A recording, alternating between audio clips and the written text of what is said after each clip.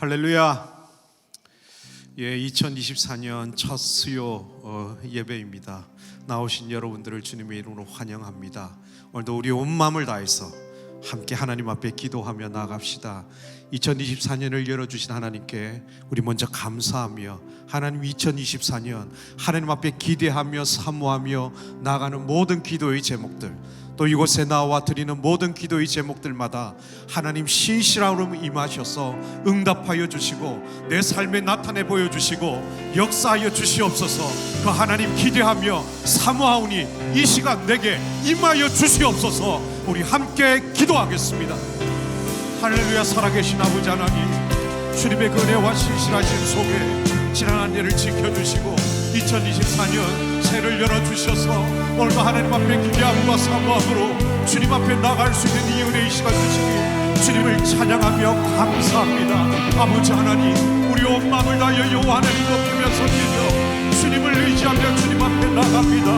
하나님, 이 시간 우리 그 가운데 찾아와 주시고 이 자리에 함께 하시고 2024년 함께 기도하며 나가는 모든 시간마다 하나님께서 우리 삶에 응답하여 주시고 나타내 보여주시고 역사하셔서 하나님의 도우시는 안에 온전히 누리며 나갈 수 있도록 역사해 주시옵소서. 우리와 함께 하실 왕계신 주님, 주님을 기대합니다. 찬양합니다. 살아계신 하나님을, 살아계신 성령님 날 붙드소서.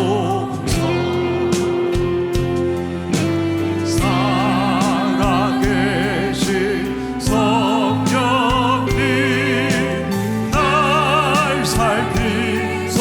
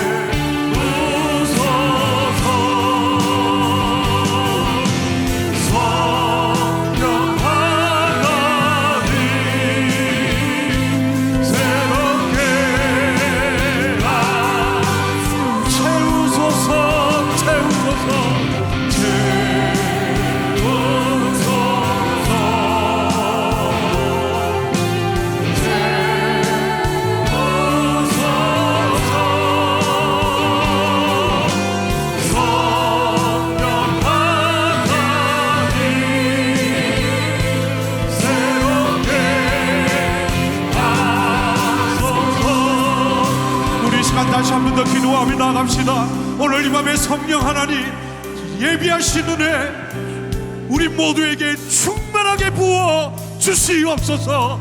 주의 성령으로, 하나님의 그 은혜로, 하나님의 사랑으로, 하나님의 위로로, 하나님의 능력으로, 힘으로 사모하는 모든 영혼에게 채워 주시옵소서. 우리 다 같이 주님 부르며 함께 기도하겠습니다. 주여, 아버지 하나님, 사모합니다. 오늘도 갈급한 심령을 여호와 하나님을 구하며 주님 앞에 나갑니다. 원하는 영혼들, 사모하는 영혼들, 갈급한 심령들, 하나님을 찾는 영혼들, 심령 안에 예비하신 하나님의 은혜를 부어주시옵소서. 예비하신 주의 은혜를 부어주시옵소서.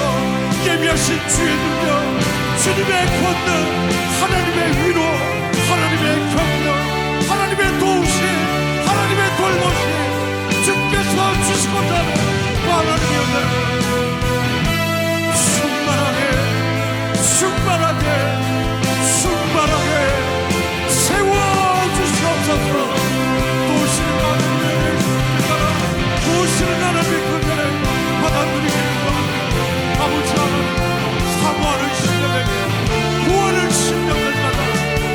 마음으로 하나님을 찾는 우리 심령들마다 예비하신 은혜를 부어주시옵소서. 주의 영으로 충만하게 세워주시옵소서.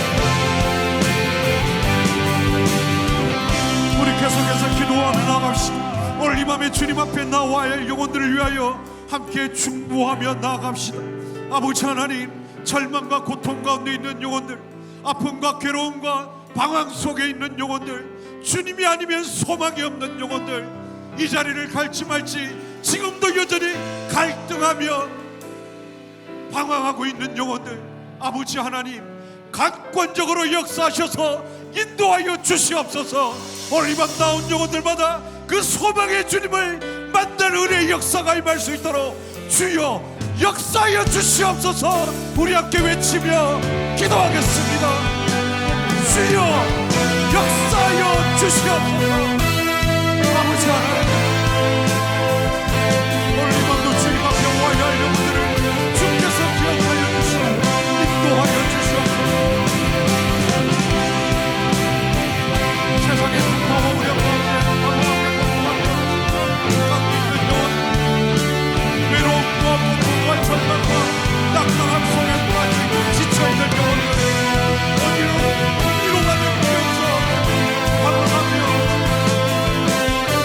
있는 영혼, 참으로 인생의 외주를 타는 것 같은 위험과 절망 가운데 있는 영혼들, 하나님 아니면 소망이 없는 영혼들, 아버지 하나님 어떤 형편과 어려움과 상황 가운데 알지라도 이 밤 겨우 하나님을 기억하며 주님이 인도하신 가운데 나올 수 있도록 인도하여 주시옵소서.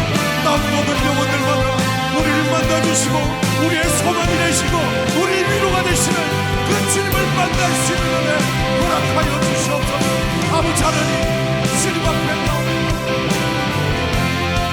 주님이 능력이 되시고 주님이 위로가 되시고 주님이 소망이 되시고 그들을 만지시고 새롭게 하시고 하나님의 거룩하신 은혜 속에 주님 열어받으며 새로워지는 내일 만날 수 있도록 아버지 하나님 역사해 주시옵소서. 채우소서.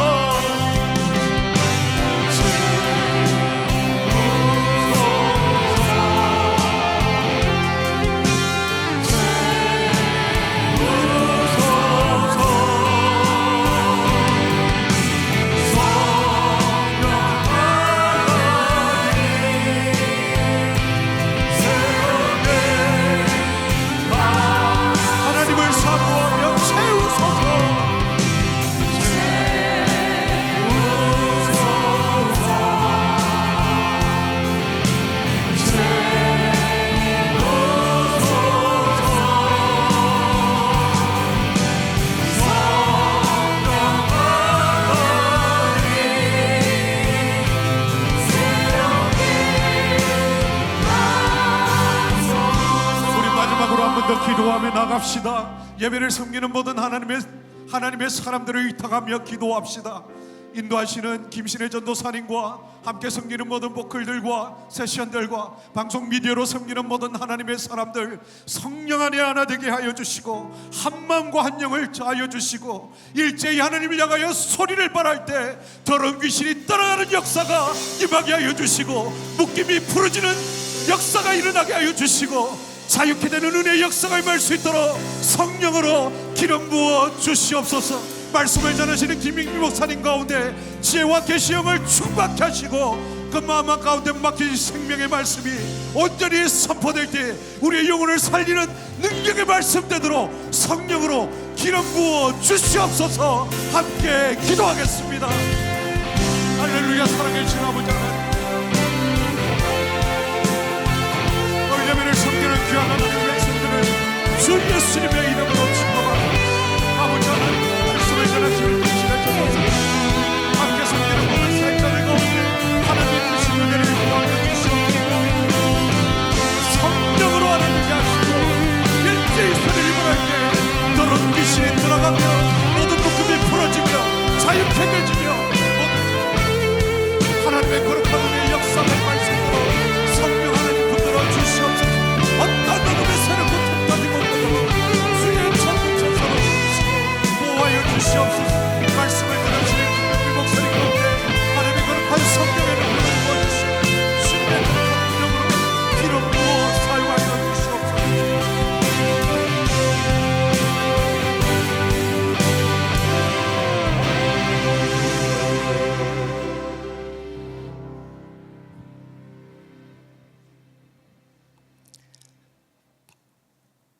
변함없는 사랑, 끊임없는 사랑을 베풀어 주시는 하나님 아버지를 찬양합니다. 2024년 새해 첫 수요 예배에 참석한 성도들을 축복하여 주시옵소서. 우리는 매년 새해의 시작을 통해 개인과 가정과 사회와 국가를 위한 소망을 갖게 됩니다. 어김없이 새해를 맞아 새로운 다짐을 하고 새로운 소망을 설계하고 그러한 다짐과 소망들이 이루어지도록 간절한 마음으로 기도하고 있습니다. 하지만 지난 한 해를 돌이켜보니 부끄럽고 후회가 되는 시간들이 많았습니다. 늘 결단하고 주님 닮기를 원했지만 삶은 그렇지 않았음을 고백합니다. 세상 속에서 세상의 가치대로 정신없이 살며 사탄의 거짓에 속고 말씀을 잊은 채 살았음을 회개합니다.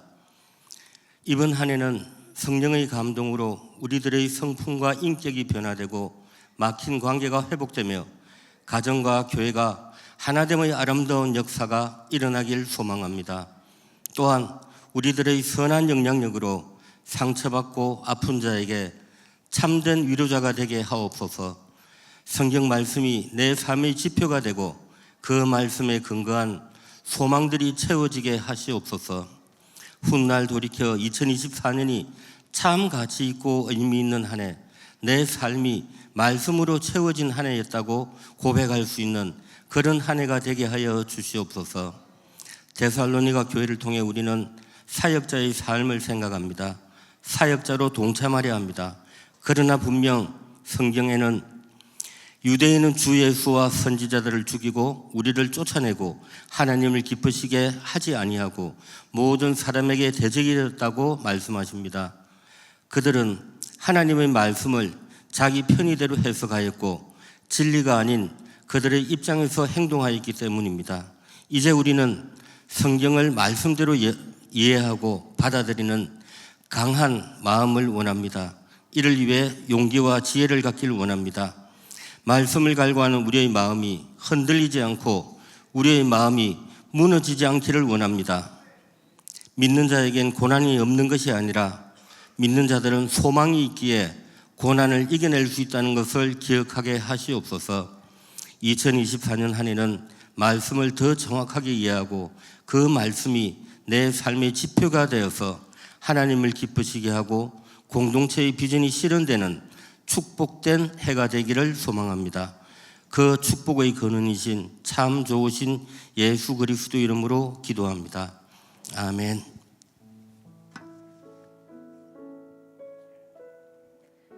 할렐루야. 우리에게 새해를 허락하신 하나님께 감사드리면서 우리 오늘은 첫날이기 때문에 또 함께 서로 인사하시면 좋겠습니다. 새해 복 많이 받으십시오.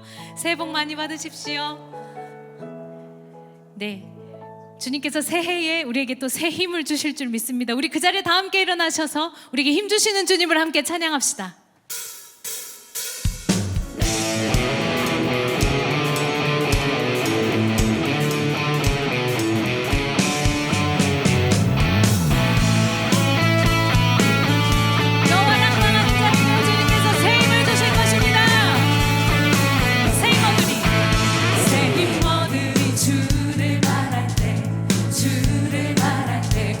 주를 말할 때 새 힘 얻으리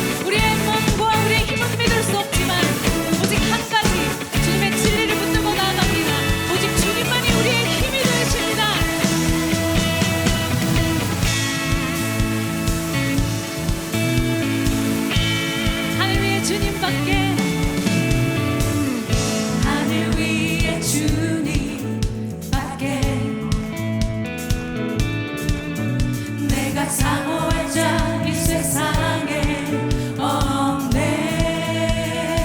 아멘. 내 맘과 힘을 믿을 수 없네.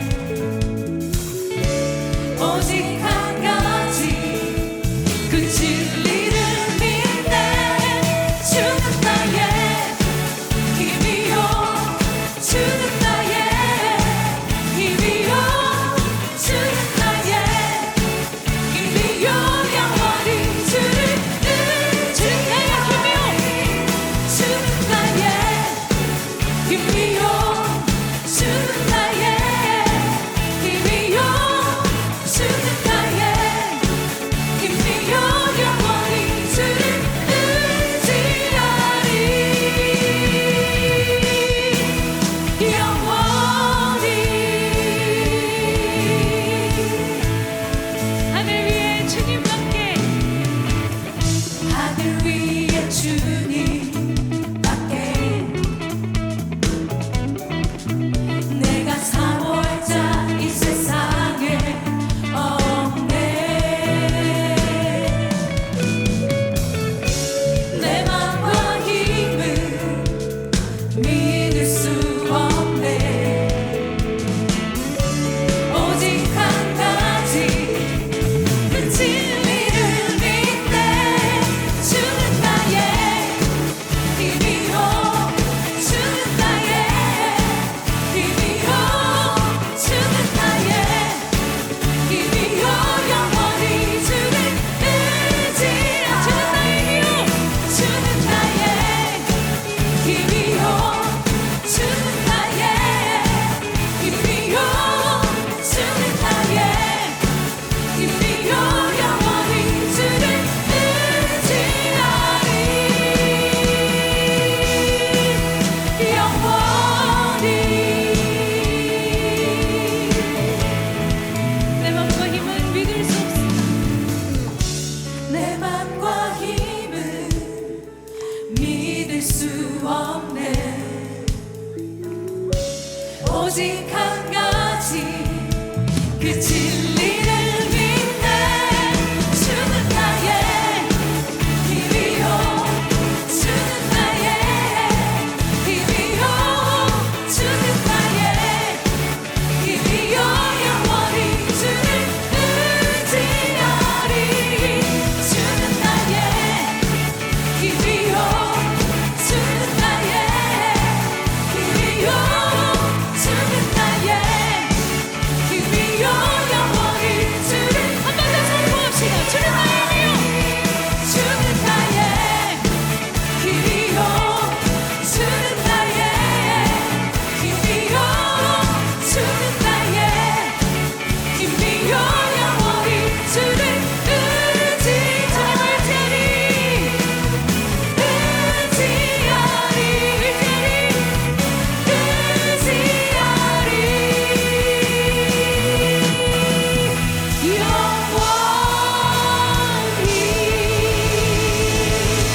할렐루야.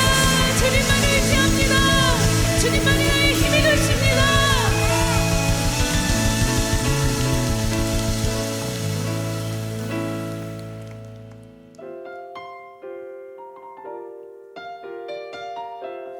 주님을 더 사랑하기를 원하고 그 사랑이 작년보다 올해 더 주님을 깊이 알아가고 주님을 더 사랑하기를 원합니다. 주님과 함께하는 이 고요한 시간, 주님의 보좌 앞에 내 마음을 쏟네. 모든 것 아시는 주님께 감출 것 없네. 내 맘과 정성 다해 주 바라나이다.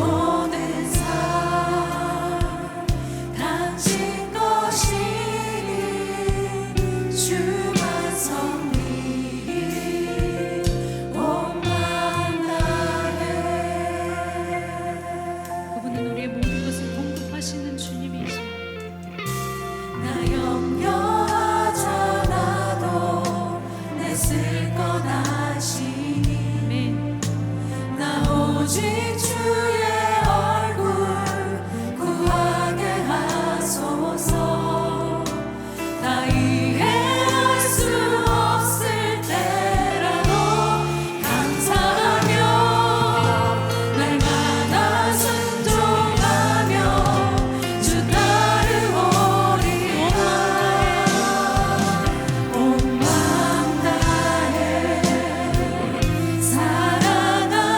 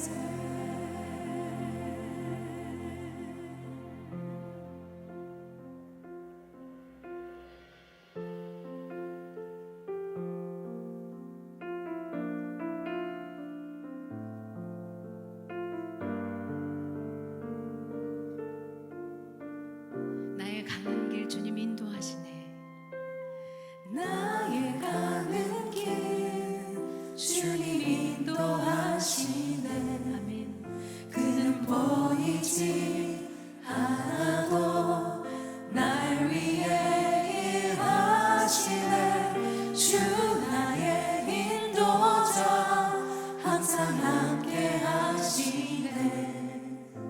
사랑과 힘 베푸시며 인도하시네.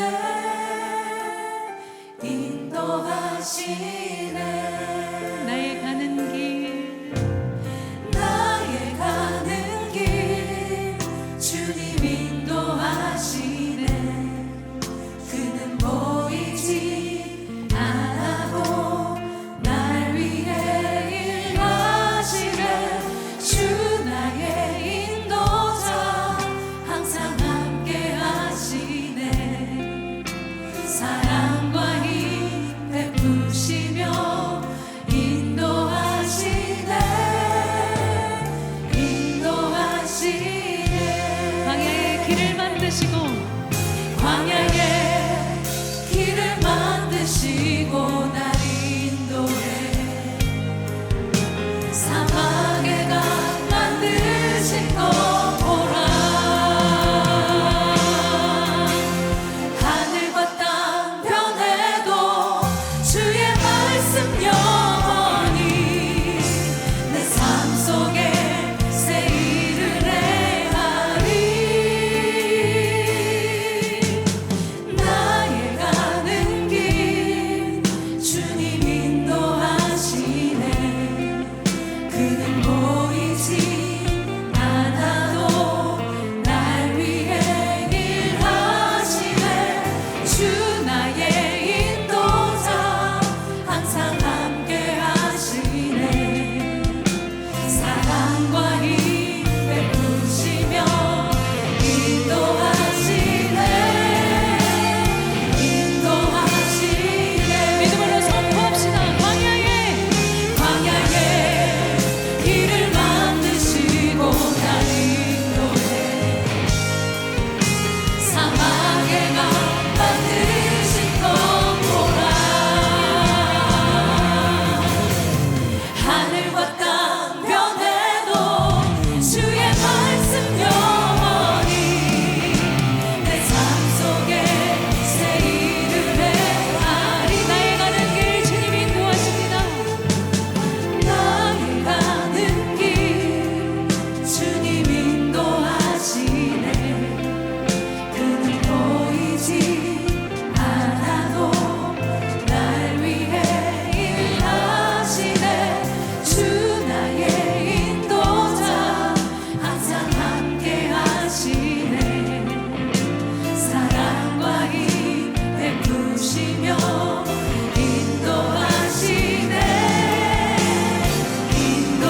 우리 믿음으로 선포합시다. 광야의 길을 만드시고 날 인도해. 사막의 강 만드신 것 보라. 하늘과 땅 변해도 주의 말씀 영원히 내 삶 속에 새 일을 행하리. 우리 성도님들만 나의 가는 길 나의 가는 길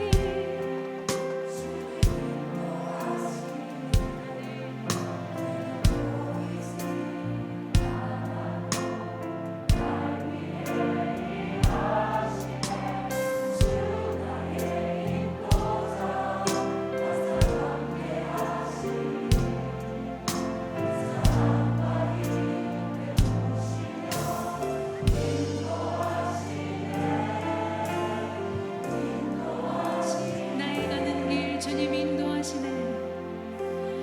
나의 가는 길 주님 인도하시네.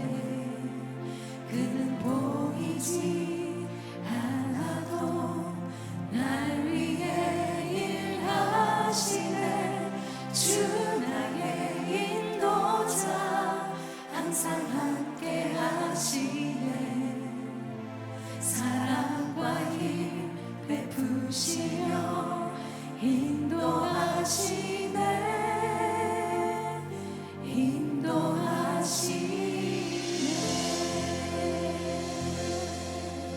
우리 선자리에서 함께 기도하기 원합니다. 하나님, 올해도 하나님께서 내 삶 가운데 광야에 사막에 새 길을 내실 것을 믿습니다.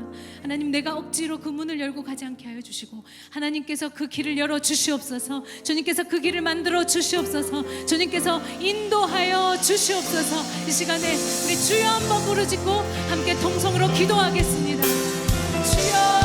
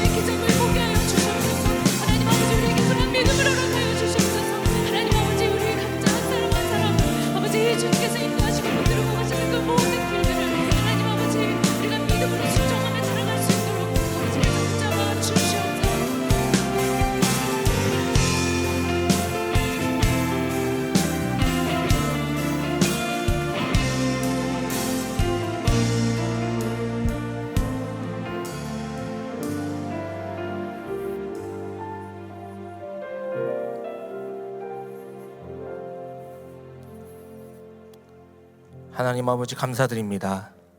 새해 첫 수요예배로 하나님 앞에 드릴 수 있도록 인도해 주시네 감사합니다. 이 시간 주님께만 영광 올려드리며 주님께만 집중하는 이 시간 되어질 수 있도록 인도하시고 우리들이 드리는 이 예배를 주님 기뻐 받아 주시옵소서. 모든 영광을 하나님께 올려드리며 예수님의 이름으로 기도합니다. 아멘. 자리에 앉아주시면 되겠습니다. 교회 앞에 광고사항 몇 가지 전달해 드리도록 하겠습니다. 지금 현재 신년 특별 새벽 집회가 진행되고 있습니다. 이제 이틀 했고 이제 목금토 3일 남았는데 마지막까지 현장과 영상으로 기도의 자리를 사수해 주시면 감사하겠습니다. 그동안 하나님께서 주시는 많은 은혜를 누리시기를 소망합니다. 또 은혜 나눔 챌린지 계속 진행되고 있습니다. 특세 기간 중에 교회 홈페이지 은혜 나눔 챌린지 댓글 게시판에 성함과 휴대폰 뒷자리 그리고 함께 은혜 나눔을 기록해 주시면 되겠습니다. 마감은 특세 기간 중 매일 오전 11시에 마감이 됩니다. 그리고 매일 5명 선정해서 패밀리 레스토랑 3만 원 이용권, 또 한 분에게는 메모리 폼 100개 등 총 6분께 선물을 드리고 있으니까 꼭 기억해 주시고 은혜 나눔 챌린지에 많이 동참해 주시기 바랍니다. 그리고 돌아오는 주일부터 예배 시간이 변경됩니다.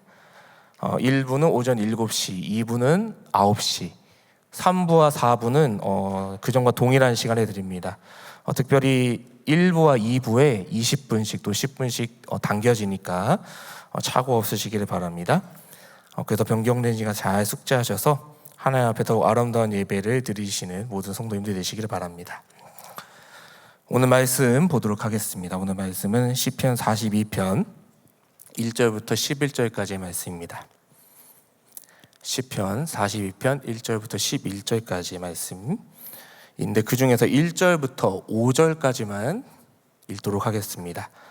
1절부터 5절까지 제가 한 절, 우리 성도님들이 한 절, 그 마지막 절은 같이 읽도록 하겠습니다. 제가 먼저 1절 읽겠습니다.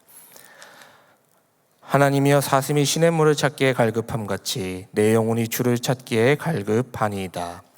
내 영혼이 하나님 곧 살아계시는 하나님을 갈망하나니 내가 어느 때에 나아가서 하나님의 얼굴을 배울까. 사람들이 종일 내게 하는 말이 내 하나님이 어디 있느뇨 하오니 내 눈물이 주야로 내 음식이 되었도다.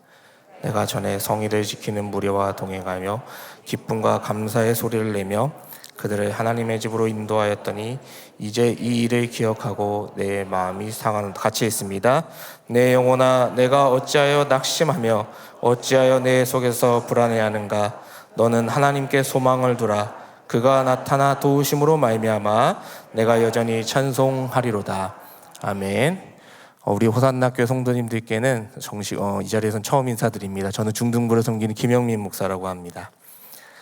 오늘날 많은 그리스도인들을 보면은 진정한 소망이신 예수 그리스도를 바라고 소망하기보다는 다른 어떤 것을 더 사모하는 경우가 더 많은 것 같습니다.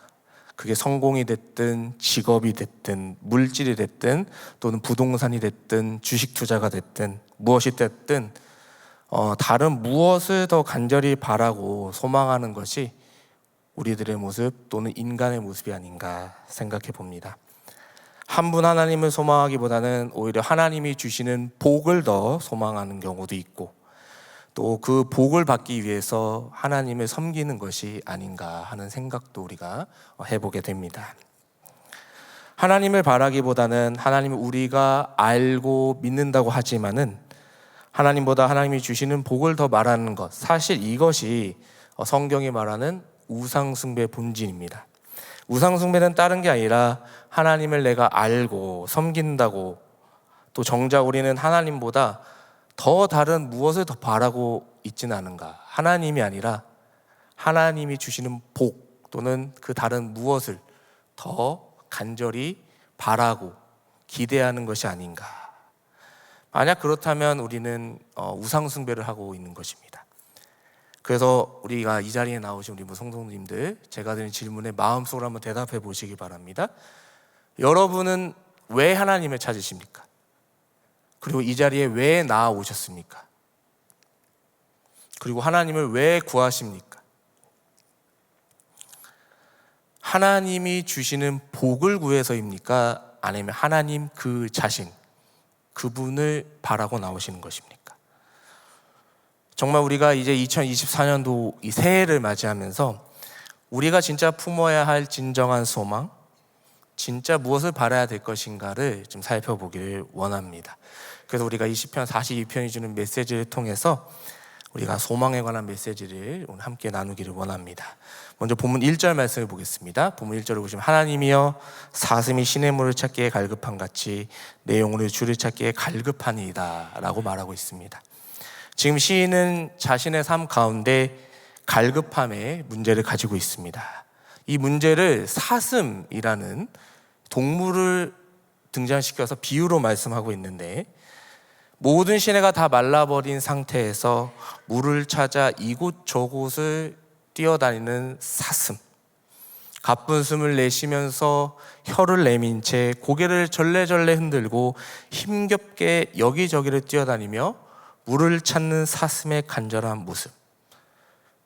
사람을 포함해서 모든 동물들이 간절히 갈증이 나면 물을 찾기는 마련이지만 사슴은 그 어떤 동물보다도 유독 갈증에 약한 동물이라고 합니다.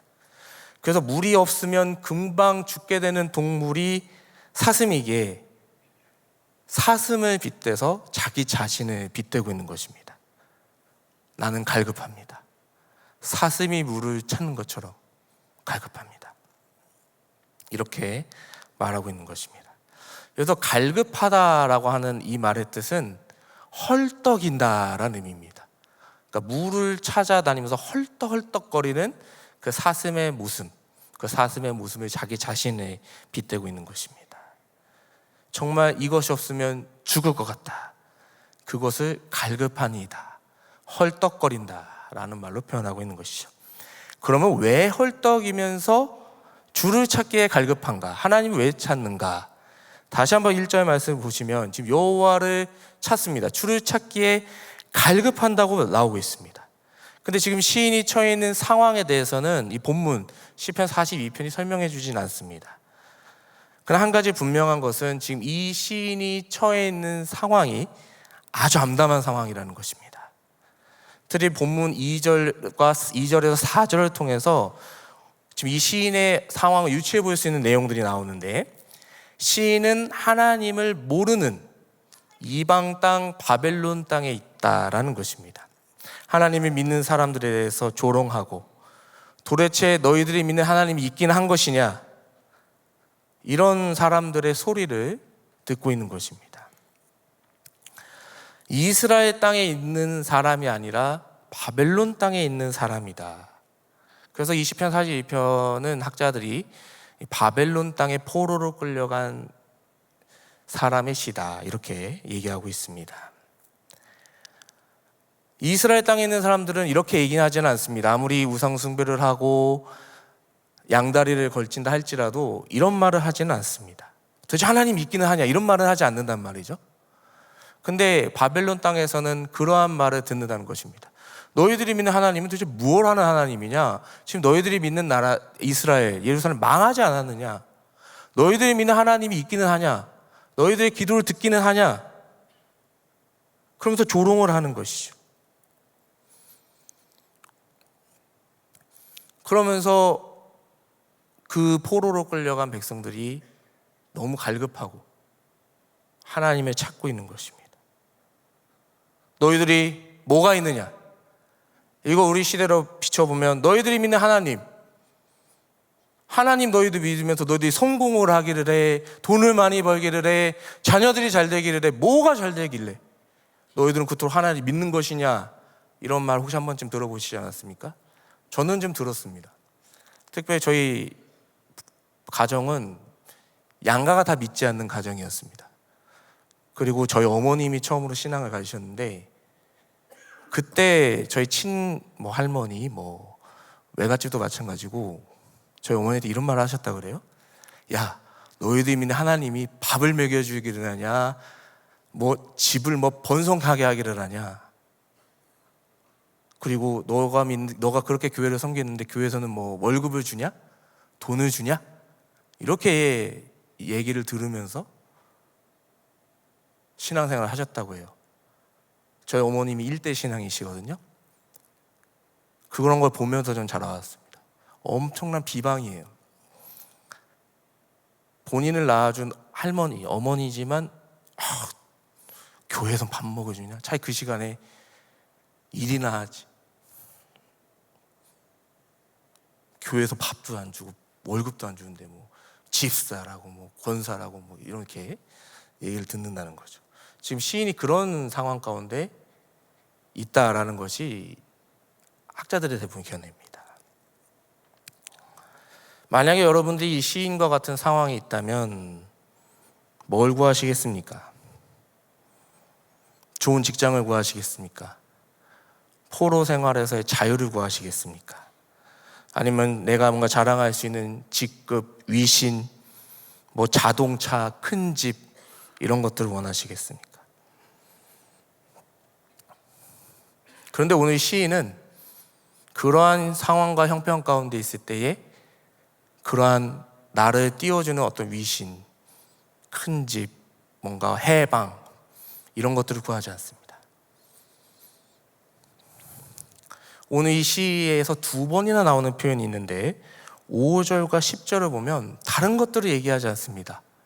그러한 상황과 형편 가운데에서 시인이 외치는 것은 하나님께 소망을 두라. 이것을 5절과 10절에서 2번을 얘기하고 있습니다. 바벨론에서 힘들어요. 저 대적자들, 저 믿지 않는 저 사람들의 입을 좀 봉해 주시고 막아주세요. 이런 것들을 얘기하는 게 아니라 하나님께 소망을 둘 것을 2번이나 반복하고 있다는 것입니다. 여기서 우리가 생각해 보아야 합니다. 하나님 믿는 사람으로서 왜 하나님께 소망을 둬야 하는가? 오늘 저는 시인이 말해주는 3가지 이유를 나누면서 은혜를 나누기로 합니다. 첫 번째 이유는요, 하나님은 우리에게 생명을 주시는 분이시기 때문입니다. 본문 2절을 보겠습니다. 내 영혼이 하나님 곧 살아계시는 하나님을 갈망하나니 내가 어느 때 나아가서 하나님의 얼굴을 배울까? 여기서 시인은 살아계시는 하나님을 갈망한다. 살아계시는 하나님을 갈망한다 라고 말합니다. 여기서 하나님이 살아계신다라는 것은 생명을 주신다라는 뜻입니다. 우리가 살아있는 이유가 생명이 있기 때문에 살아있는 거 아니겠습니까? 살아계시는 하나님은 생명의 하나님이다.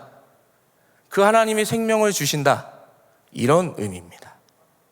우리는 생명을 줄 수 없습니다. 내가 생명이 있다고 해서 죽어가는 사람에게 당장에 심장을 꺼내서 생명을 줄 수는 없는 거죠. 목숨을 줄 수는 없단 말입니다. 그러나 하나님은 죽음이 없으십니다.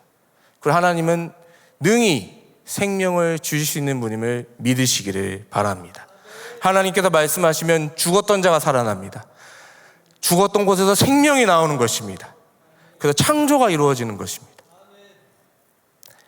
그래서 죽어가는 자들을 살릴 수 있는 생명을 가지신 분입니다. 그래서 시편 69편의 기자는 이렇게 얘기합니다. 32절에 곤고한 자가 이를 보고 기뻐하나니 하나님을 찾는 너희들아 너희 마음을 소생하게 할지어다. 하나님을 찾는 너희들에게 마음을 소생하게 해주신다고 시편 기자는 말하고 있습니다. 하나님은 절망과 실패와 좌절과 우울과 공포와 두려움과 죽음이 가지고 있는 모든 영향력들을 다 파하시고 그것들에 사로잡힌 자들을 일으키시고 회복시킬 수 있는 생명을 가지고 계신 살아계신 하나님이시라는 것입니다. 하나님은 저와 여러분들이 이 땅에 살면서 사망 권세에 사로잡히고 죄의 권세에 사로잡히고 절망하고 두려워하고 낙심하는 것을 원하지 않으십니다. 그러면서 서로 간에 미워하고 갈등하며 사는 것을 원하지 않으십니다. 하나님 어떻게든지 서로를 위해주고 사랑해주고 격려해주고 일으켜주고 서로 생명으로 나아갈 수 있게 인도해주는 삶을 살기를 원하시는 것입니다. 성도 여러분들이 저를 지금 봤을 때 상당히 키도 크고 좀 덩치도 좀 있어 보이고 건강해 보이고 하실지 모르겠지만은 지난 토요 새벽 기도에 나오신 분들 조금 좀 들으셨을 텐데 저는 8달 만에 태어난 팔싹동입니다. 태어났을 때 종암동의 한 산부인과에 태어났는데 옛날에 산부인과는 의사 선생님 1명 있고 뭐 간호사도 몇 명 있었다고 해요. 그래서 갑자기 이제 조산기가 있으니까 이제 병원에 가셨는데 그래서 이제 응급 분만을 하는데요. 그때 병원에 1층 로비에 뭐 주사 뭐 좀 술 취한 사람이 와가지고 난동을 피웠나 봐요. 그래가지고 저희 어머니가 아이를 낳는 도중에 나가셔서 의사가 나가서 그 1층에 이를 챙기셨다는 거예요. 그 사이에 제가 나왔습니다. 제가 나왔는데 진짜 중요한 건 뭐냐면 이건 저희 아버지가 해주신 얘기라 저희 어머니도 그때 전혀 기억을 못 하신다고 하고 저는 뭐 이제 뭐 태어났는데 뭐 알 리가 없는데 저희 아버지가 그러셨대요. 아니 네가 나왔는데 한 5분 정도를 아무런 조치도 없이 방치시켰다는 겁니다. 아니 뭐 몸이라도 좀 닦아주고 안 울면 좀 울게 뭐 등이라도 좀 때려주고 해야 될 텐데 저를 가만히 놔뒀다는 거예요. 그래도 8달 만에 나온 이 미숙아이인데 뭐 그래가지고 뭐 어떻게 처리를 하고 뒤늦게 올라왔나 봅니다. 그래가지고 뒤늦게 뭐 해갖고 뭐 울고 해가지고 잘 이렇게 싸가지고 이제 인큐베이터에 들어갔습니다. 인큐베이터에 들어갔는데 제가 말이죠 막 건강하게 이제 인큐베이터에서 막 이렇게 놀고 막 심전도도 정상이고 하다가 어느 순간 갑자기 심전도가 변하면서 어레스트 상태가 나는 거예요. 그러면 이제 살리고 그럼 살리면 또 잘 논다고 합니다. 그러다 갑자기 어레스트가 뜨고 또 살리고 이 일을 계속해서 반복했다는 거예요. 그래서 그 의사 선생님이 근처에 종암동인데 그 근처에서 가장 큰 병원이 서울대학교 병원이었습니다. 그래서 서울대학교 병원에 산부인과 선생님을 모셔서 얘가 이상해요. 아니 갑자기 잘 놀다가 갑자기 이렇게 갑자기 심전도가 멈추고 또 갑자기 또 살리면 또 잘 놀다가 갑자기 또 이렇게 이게 나는 이유를 모르겠다. 그래가지고 큰 병원에 산부인과 교수, 서울대병원 교수 모셨는데 와서 이제 청진도 해보고 막 이렇게 만져보고 했다고 해요. 그러니까 뭐 정상이네요. 뭐 청진도 문제 없고요. 괜찮은 것 같아요. 그러고 이제 가려고 하는데 그때도 어레스가 났다는 거예요. 얘 갑자기 왜 이러나? 얘 건강했는데 왜 잘 놀다가 왜 이래? 해가지고 구급차를 수배해가지고 인큐베이터를 실을 수 있는 구급차가 있어야 되거든요. 그거에 실어가지고 서울대병원에 가서 온갖 검사를 해보니 급성 폐혈증이라는 겁니다. 오염된 피에 노출됐다는 거예요. 그러면서 그때 당시에 선생님이 그랬다는 거예요. 이 아이는 팔싹동이 미숙아로 태어난 데다가 면역이 없어서 항생제를 써도 가망이 없습니다. 그랬는데 저희 아버지는 그래도 좀 살려야 되니까 뭐 이래 죽나 저래 죽나 약이라도 한번 쓰고 보내고 싶다. 뭐 0몇 % 희망도 없다고 하네도 이 아들을 그냥 보낼 수 없다. 항생제 써봐 달라 해서 썼는데 기적까지 그 약에 반응했다는 거예요. 그래가지고 위기를 넘겼다는 거예요. 그때 그 아버지가 뭐 될 대로 되라, 뭐 얘는 가망도 없고 희망도 없다는데 뭐 돈을 써서 뭐 하냐 해갖고 놔뒀으면은 저는 이 자리에 없었습니다. 정말 이 자리에 없었어요. 하나님은 저에게 육신의 생명도 주셨습니다. 그때 그 얘기를 듣고 저희 어머니가 이 아이를 살려줬으니 하나님 잘 믿어보겠습니다. 그리고 하나님이 원하시면 이 아이를 하나님께 드리겠습니다 라고 말을 하셨다는데, 지금 제가 여기 있는 것입니다. 네. 너무 감사해서 그 말이 나왔대요. 그때 갓 얼마 되지 않은 신앙으로 얘기를 하셨다는 거예요. 정말 그렇습니다. 하나님은 정말 살아계십니다. 제가 살아있는 것 자체가 기적이거든요. 저는 지금 살고 있는 인생, 보너스 인생이라고 생각하고 열심히 살고 있습니다. 그리고 태어난 지 5달 만에 퇴원을 하게 됩니다. 그때 저를 처음으로 보셨던 주치의 선생님이 감염내과 교수님이신데, 그때 갓 교수가 되신 지 얼마 안 된 교수님이십니다. 몇 년 전에 퇴임하실 때 제가 찾아갔습니다. 저를 기억해 주십니다. 왜냐면 그분이 교수되고 첫 환자, 되게 중환 첫 환자였답니다. 은퇴하셨는데 그 교수님이 저희 부모님께 이렇게 얘기를 하셨다 그래요. 지금 위기를 넘긴 거지 해결된 건 아닙니다. 병이 고쳐지는 건 아닌데 이 균이 열이 나면 활동한다고 합니다. 그러니까 열이 나면 안 된다. 열이 나면 이 균이 활동을 해서 심장으로 가면 심장마비가 오고, 신장으로 가면 신장 기능이 없어지고, 머리로 가면 뇌사가 되고, 눈으로 가면 시력을 잃어버리고. 그래서 이 아이가 13살, 초등학교 6학년 때까지 버티고 14살이 되면 얘는 살 수 있다. 왜냐하면 그때가 되면 심장으로 균이 들어가면 어떤 막 같은 게 생겨서 막이 그 균을 막아준다 그래요. 그리고 그 균들을 잡아먹는 적혈구 수치가 그때 늘어난다고 합니다. 그래서 얘가 13살까지 살면 얘는 산다. 그러니 뭐 매일매일 불안하죠. 열이 나면 안 되니까 매일 체온계를 재고 있죠. 이렇게 13살까지 버텼고 병원에서 이제 됐습니다. 이제 얘는 걱정이 없습니다. 그래서 지금 제가 여기 있는 것입니다. 근데 저는 이렇게 생각합니다. 그때 당시에 서울대학교 최고의 병원인데 그 병원에서 안 된다면 안 되는 거예요. 근데 그 약이 통했습니다. 저는 그거 하나님께서 해주셨다고 믿습니다. 하나님께서 저를 소생시켜주지 않으셨다면 저는 태어나자마자 이름도 없이 김희태, 김순자의 아들 하고 죽는 거죠. 저에게 하나님께서는 지금 영원한 생명을 주셨지만 동시에 저에게는 육신의 생명도 주신 분, 그런 분이 우리 하나님이십니다. 그 하나님이 저의 하나님만 그런 생명을 주셨겠습니까? 아니요. 여기 계신 모든 호단나교회 성도님들께 하나님께서 생명을 주셨습니다. 그러니까 이 자리에 앉아 계시죠. 생명이 없는데 어떻게 이 자리에 나옵니까?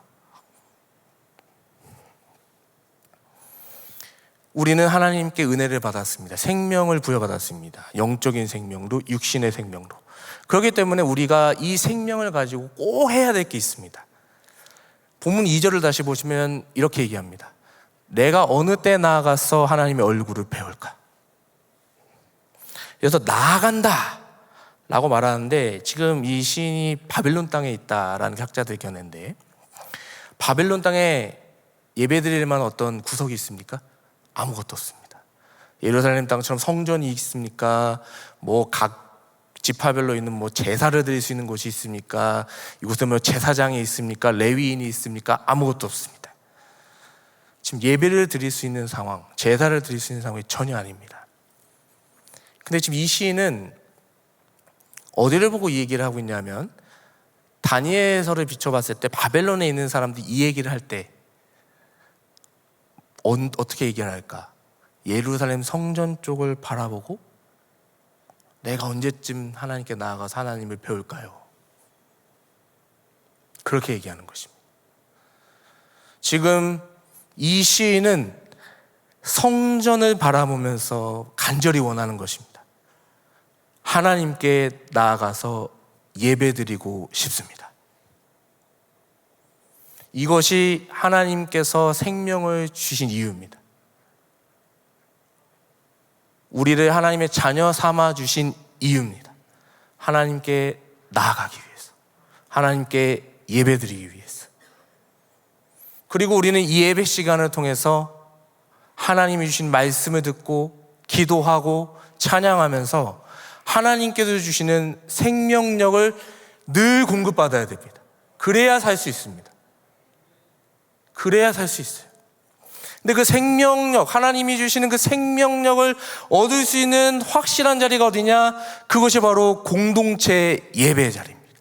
바로 이 자리인 것입니다. 하나님 아는 자를 모여 그분을 예배하는 그 자리. 하나님 이곳에 임재하신다고 성경은 말하고 있습니다. 일주일을 살아가면서 이 수요 예배가 중요한 이유는 일주일의 중간 수요일인데 이 자리에 나와서 하나님께 생명력을 받는 것입니다. 굉장히 중요한 거죠. 그리고 꼭 기억해야 될 것은 이 예배 자리에 하나님이 임재하신다는 사실, 하나님의 얼굴이 있다는 사실을 꼭 기억하시기를 바랍니다. 그리고 하나님께서는 우리 모두가 그 하나님을 찾기를 간절히 원하십니다. 우리 여러분 올해 특별히 2024년도에 생명이신 하나님을 구하고 찾으시는 우리 모두 호산학교 성도님들 되시기 간절히 바라겠습니다. 우리 하나님께 소망을 다하는 두 번째 이유는 하나님은 우리의 낙심과 불안을 제거해 주시기 때문에 그렇습니다. 불안과 낙심은 인간인지라 우리가 연약하기 때문에 있을 수밖에 없습니다.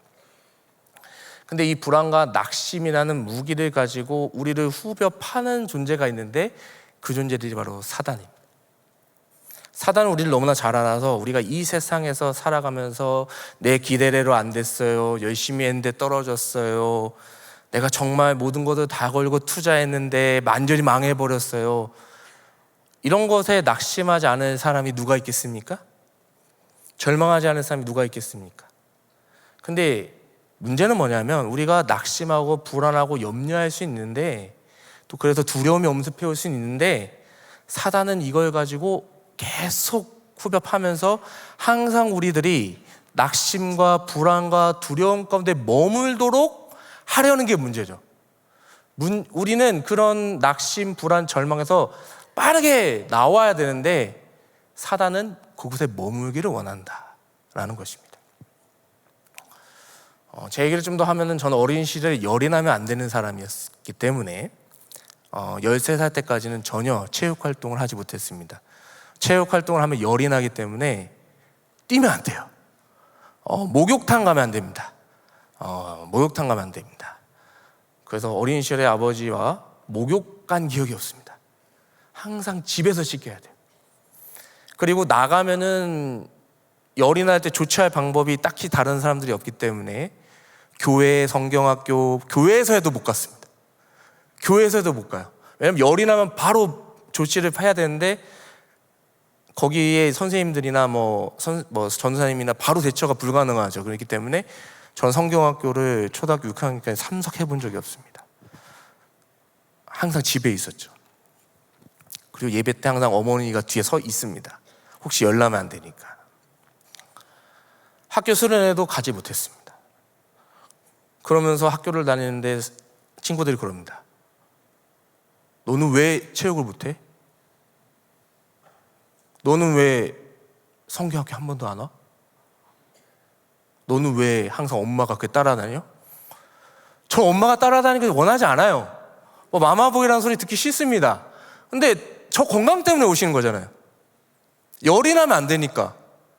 열이 나서 그 균이 활동을 해서 심장에 가면 심장이 멈추고 뇌로 가면 뇌사가 된다는데 그걸 빨리 처리해야 되지 않습니까? 해열제를 먹여도 안 되면 빨리 병원에 가야 되는데 그러니까 부모님이 있어야 되잖아요. 근데 그걸 모르는 친구들, 또 심지어 선생님들도 너는 왜 항상 엄마와 이렇게 붙어다니? 너는 왜 학교에서 체육도 못하니? 저는 그 얘기를 너무 듣기 싫은 거예요. 나도 체육하고 싶은데, 나도 목욕탕 한번 가보고 싶은데, 나도 뜨거운 물에 한번 샤워 한번 해보고 싶은데, 저는 항상 미지근한 물에 샤워했습니다. 예. 지금 뜨거운 물에서 이게 샤워한다? 목욕탕에 가서 제가 열탕에 들어간다? 사우나를 들어간다? 얼마나 감사한지 몰라요. 예. 거기 들어가도 뭐 열난다 걱정이 없잖아요, 제가 지금. 거기다가 저희 집이 얼마나 이렇게 가난했던지요. 집에 쌀이 없습니다. 저희 아버님이 뭐 이 설교 들으시면 굉장히 죄송한데 한 달 중에 3, 4일 일하셨나? 그래서 월급 명세서가 막 10만 원 막.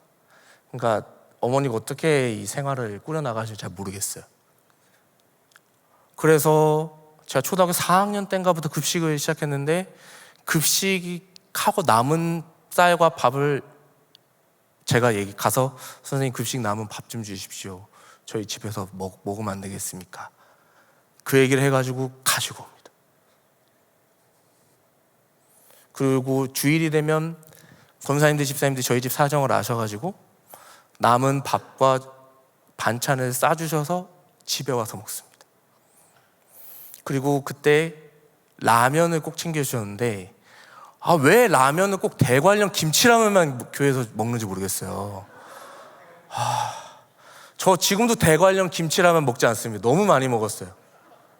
예, 물론 감사했는데 뭐 다른 신라면도 있고 안성탕면도 있고 뭐 그런데 꼭 대관령 김치라면만 주셔가지고 저 지금도 김치라면 안 먹거든요. 왜냐면 어렸을 때 너무 김치라면만 먹으니까. 그것도 싫었어요. 그렇게 얘기하는 것도 싫었어요. 밥 좀 달라고 그 얘기하는 것도 싫고, 우리 집은 왜 이렇게 가난하냐고, 아버지는 왜 일을 안 나가시냐고, 그리고 왜 어머니는 일을 안 하시냐, 일을 못 하시죠. 저 때문에 누구 한 명은 저를 지켜야 되니까, 열나면 안 되니까. 지금 생각해보면 중학교 올라가서도 계속 그 일이 계속돼서 제가 워낙 가난한 거 아니까 중2 때 선생님이 부릅니다.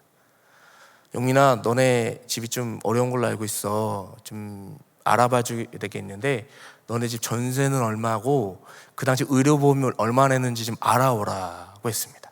왜 알아오라고 했냐면 전세 2,500만 원 이하, 의료보험 25,000원 이하를 내는 친구들은 육성회비를 면제해 줬기 때문에 그렇습니다. 그리고 급식비를 안 내도 돼요. 그거 해주려고.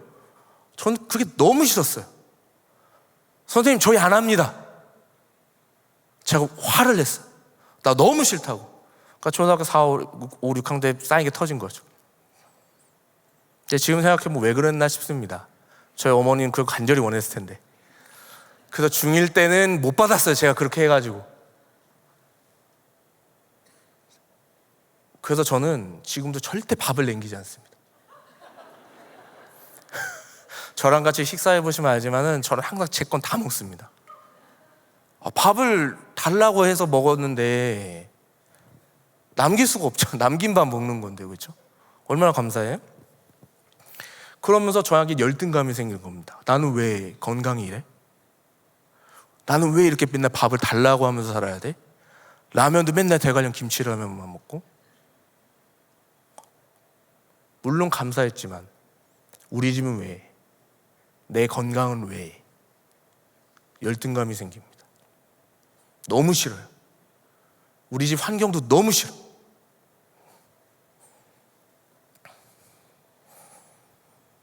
저의 청소년 시절, 어린 시절은 분노로 가득 차 있었습니다. 나의 건강에 대한 낙심이 있었습니다. 근데 오늘 시인이 말한 하나님은 낙심과 불안을 제거해 주십니다. 우리 인생에서 내가 기대했던 대로 일이 되지 않을 때, 낙심되고 분노가 나고 두려움이 있을 때, 그때 정말 중요한 것이요, 이때 영적으로 정신을 못 차리면 망하지만 그때가 낙심하고 불안하고 절망이 있을 때, 정말 열등감에 사로잡혔을 그때야말로 진짜 순수하게 하나님을 만날 수 있는 기회라는 사실입니다. 제가 중학교 3학년 때 예수님 인격적으로 만났습니다. 그 얘기를 다 풀 수는 없는데 그 이후로 제 삶이 달라졌습니다. 관점이 달라졌어요. 나에게 하나님께서 건강이 약한 이유를 주신 거는 건강 잘 챙기라고 그러신 것이다. 그리고 하나님께서 뭔가 할 말이 있게 하려고 나에게 그런 상황을 주신 것이다. 얼마나 감사한지 몰라요? 건강해서 목욕탕 가는 것도 감사합니다. 뜨거운 물에 샤워하는 것도 감사해요. 돼지국밥을 먹을 수 있는 것도 얼마나 감사해요. 뜨거운 것도 안 먹였어요. 열날까 봐. 맨날 아이스크림, 뭐 팥빙수 이런 걸 줘도 절대 국밥 이런 거 안 먹여요. 어렸을 때 열날까 봐. 얼마나 감사한지 모릅니다. 하나님 왜 그렇게 나를 만드시는 걸까? 그때야말로 하나님께 모든 것을 맡기고 하나님을 만날 수 있는 기회이기 때문에 그렇습니다. 우리 시인을 보시기 바랍니다. 9절 10절에 시인이 이렇게 말합니다. 내 반석이신 하나님께 말하기를 어찌하여 나를 잊으셨나이까? 어찌하여 원수의 압제로 말미암아 슬프게 다니나이까 하는도다. 내 뼈를 찌르는 칼같이 내 대적이 나를 비방하여 늘 내게 말하기를 내 하나님이 어디 있느냐 하도다. 아까 말씀하신 대적들, 바벨론에 있던 그 사람들이 하나님 어디 있느냐 말하고 다닙니다. 근데 나는 힘들어요. 그곳에 압제를 받거든요. 너무 슬프거든요. 하나님께 예배할 수도 없거든요. 지금 모든 게 다 끊어져 버리고 의지할 게 아무것도 없는 상황이거든요. 근데 이럴 때가 정말 순수하게 하나님을 바라볼 수 있는 좋은 기회가 된다는 거. 그래서 여기서 놀라운 신앙의 저력이 나오는데 본문 11절을 같이 한번 읽어보겠습니다. 11절 같이 읽습니다. 시작. 내 영혼아 내가 어찌하여 낙심하며 어찌하여 내 속에 불안해하는가? 너는 하나님께 소망을 두라. 나는 그가 나타나 도우심으로 말미암아 내 하나님을 여전히 찬송하리로다. 아멘. 이 말을 누가 하는 겁니까? 아까 어찌하여 나를 잊으셨나이까? 라고 말하는 그 시편 기자. 그 사람이 말하는 겁니다. 맨 처음에는 나를 잊으셨나이까 했다가 그도 내 영혼아 내가 어찌하여 낙심하며 불안해하느며 뭐 소망을 두라 뭐 이러니까 맨 처음에 나를 잊으셨나이까 그러고 뒤에는 뭐 하나님께 소망을 두라 그러니까 무슨 뭐 정신분열이 났나 이렇게 생각하시는데 절대 그런 거 아닙니다. 여기 아주 중요한 신앙의 무기가 있는데 상황이 바뀌는 게 없습니다. 여전히 원수의 압제에 있습니다. 여전히 바벨론의 포로 가운데 있습니다. 상황과 환경은 달라진 게 없어요. 그러나 여기에 중요한 무기가 하나 있는데 뭐냐면 정말 하나님께 소망을 두는 자들만 할 수 있는 것이 있는데 바로 뭐냐면 이겁니다. 자기 자신에게 선포할 수 있습니다. 내가 지금 낙심하고 있습니다. 원수의 압제 가운데 있습니다. 힘듭니다. 여전히 열이 나고 힘듭니다. 내 건강에 대한 염려가 여전히 있긴 있어요. 그럴 때 얘기합니다. 너 하나님이 함께 하셔서 나았어. 걱정하지 마. 의사도 괜찮다고 했잖아. 목욕탕 가도 돼. 저한테 끊임없이 얘기하거든요. 제 삶의 반이 그렇게 살았으니까. 거의 14년을 그렇게 살았으니까. 너 괜찮아. 잘할 수 있어. 이제 아프지 않아. 지금 시편 기자도 그런 겁니다. 똑같은 상황, 똑같은 형편이지만 정신 차려. 하나님께 소망을 두면 된다. 하나님께 어찌하여 나를 잊으셨나이까 버리셨나이까 원수가 나를 압제합니다 이런 쪽에 말을 하는 것이 아니라 나 자신이 그렇게 얘기하는 겁니다. 하나님께 소망을 두면 된다. 중요한 영적인 무기. 나 자신에게 선포하는 것. 나 자신에게 말하는 겁니다. 지금 시인은 그렇게 선포하면서 하나님의 신뢰함으로 나아가는 것입니다. 끊임없이 선포하는 것입니다. 여러분 지난 2023년도를 살면서 얼마나 내 자신에게 선포해 보셨습니까? 하나님 잘 믿어보자. 하나님 기뻐하시는 대로 살자. 하나님 원하시는 모습으로 살자. 하나님의 자녀답게 살아보자. 세상은 여전히 힘들고 어렵고 여전히 2024년도 어렵다고 말하지만 그럼에도 불구하고 나 자신에게 얼마나 선포하십니까? 오늘 시인은 깊은 수렁과 웅덩이에서 나올 수 있는 이유도 낙심과 불안 가운데 있었지만 그래도 바로 나올 수 있었던 이유는 더 하나님을 의지하고 하나님 안에서 낙심과 불안을 제거함으로 말미암아 나와 할 수 있어. 하나님께 소망을 두면 된다. 자기 자신에게 선포했기 때문에 가능했던 것을 꼭 기억하시기 바랍니다.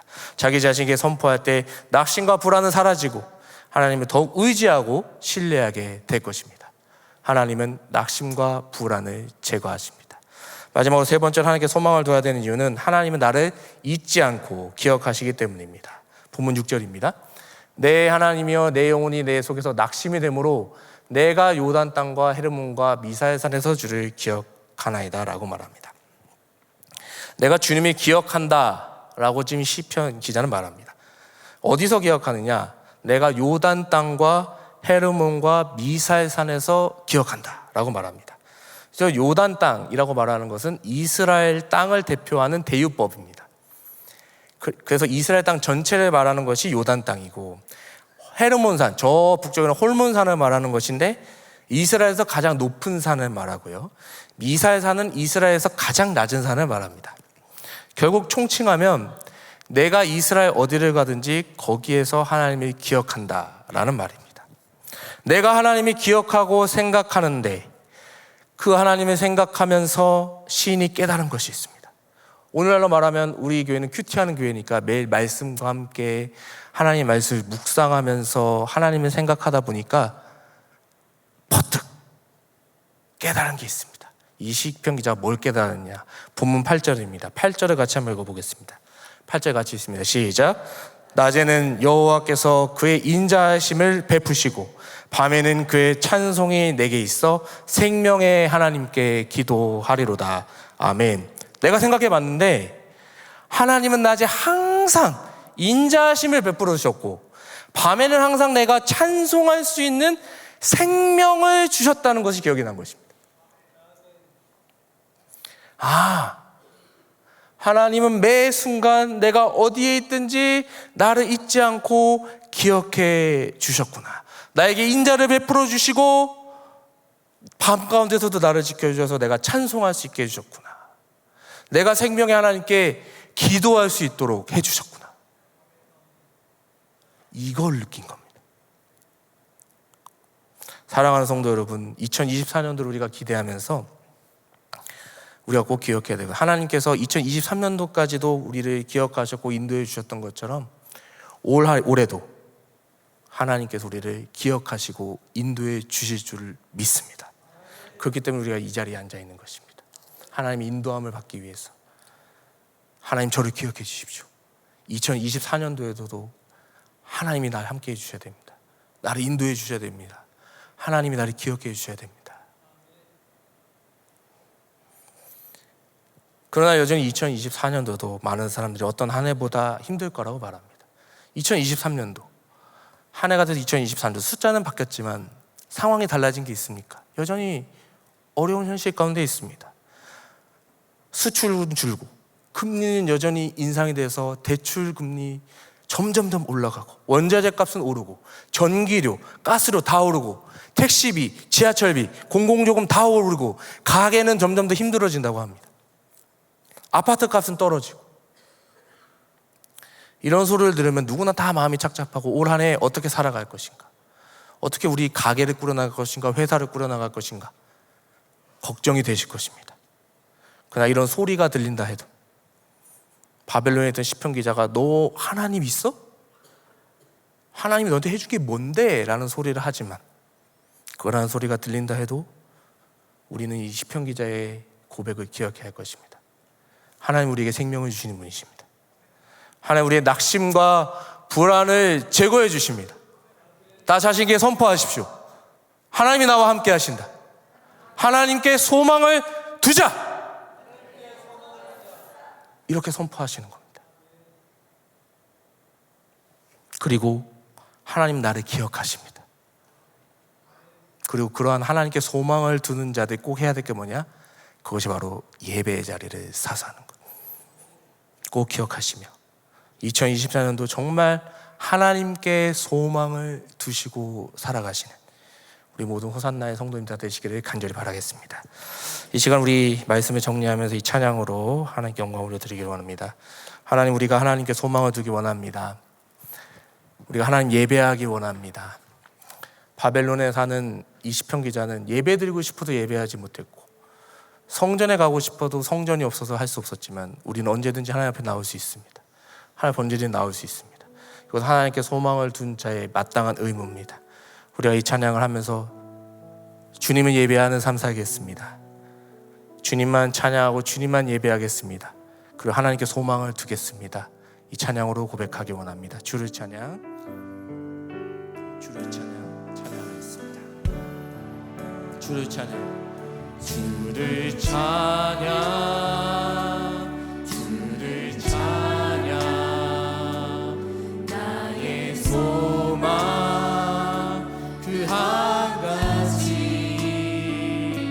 헤매던 내 삶은 헤아리는 주님, 주 예배하는 삶 나 살기 원. 다시 한번 고백합니다. 주를 찬양, 주를 찬양, 주를 찬양, 나의 소망 그 한 가지, 세상의 권세가 날 무너뜨려도 주 예배하는 삶 나 살기 원하네. 나의 깨어진 맘을, 나의 깨어진 맘을 회수하시는 주, 내 눈물 주의 잔에 담으소서. 주를 의지함으로 두려워하느니 주님만 찬양하라. 다시 한번 고백합니다. 나의 깨어진 맘을, 나의 깨어진 맘을 예수하시는 주, 내 눈물 주의 잔에 담으소서. 주를 의지함으로 두려워 주님만 예배합니다. 주님만 예배합니다. 제가 기도하기 원합니다. 2024년도 이래 시작하면서 주변에서 많은 소리들이 있지만은 오늘 시편 기자처럼 하나님 우리에게 생명을 주시는 분이고 우리의 낙심과 불안을 제거해 주시며 여전히 오늘도 나를 기억해 주시는 그 하나님만을 소망하며 살길 원합니다. 그 하나님만을 의지하며 바라보길 원합니다. 그 하나님을 예배하며 그 하나님을 의지하는 삶 살길 원합니다. 이 시간에 이러한 삶을 살길 원합니다 라고 이 시간 주여 은혜를 주시옵소서를 외치시고 이 시간 간절하게 기도합니다. 주여 은혜를 주시옵소서. 하나님 아버지 감사합니다. 하나님 오늘 시편 기자의 고백처럼 하나님은 우리에게 생명을 주시는 분이십니다. 하나님 우리의 낙심과 불안과 두려움과 절망과 분노를 제거해 주십니다. 하나님 나를 기억해 주시는 분이고 하나님만을 바라보며 주님만을 바라보며 하나님만을 소망하며 살아갈 수 있도록 주님 도와주시옵소서. 아버지 하나님 감사하여 주시옵소서.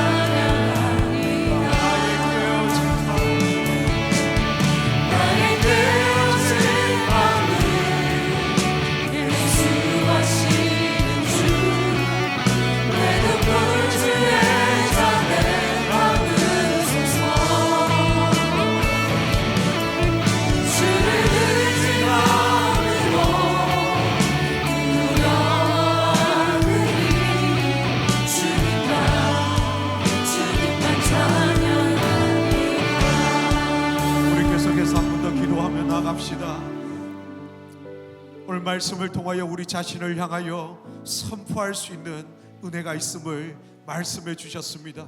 이 시간 함께 선포하며 고백하며 나갈 때 자기 자신을 향하여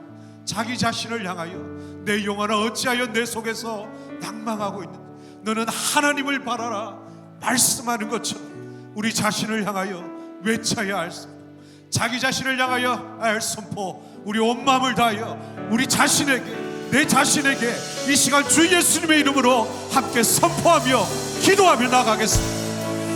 할렐루야.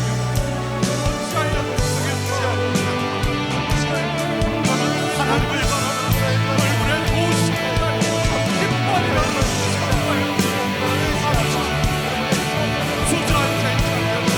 머물러 있게 하시는 주님, 우리의 영혼을 향하여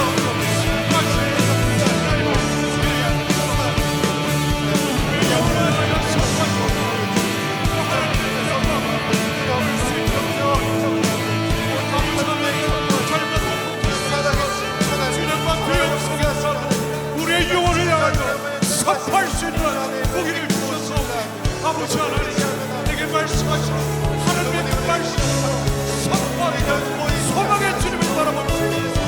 주님 역사에 그래서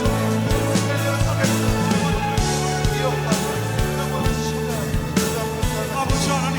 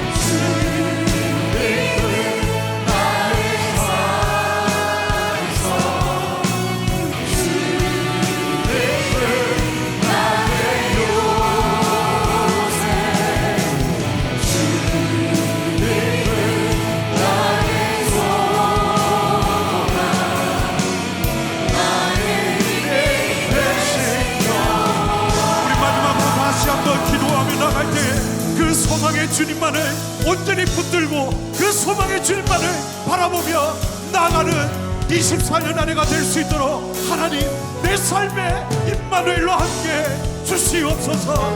우리 가정의 소망이 되어 주시옵소서. 우리 호산나 교회 유일한 산 소망이 되어 주시옵소서. 우리 다 같이 주님 무릎에 함께 기도하며 나가겠습니다. 주여 아버지 하나님, 우리의 소망이 되신 그 주님만을 그 주님만을 부르고 그 주님만을